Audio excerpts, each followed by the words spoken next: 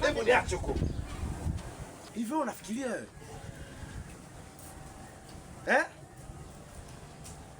Unawaza kwenye kichwa chako? Wala umie.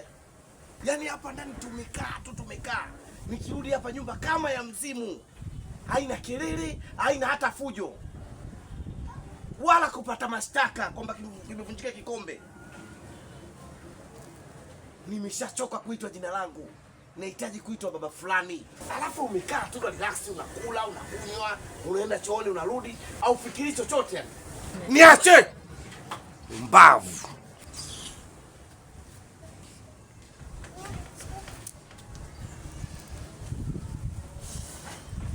Unaonekana nenda tu.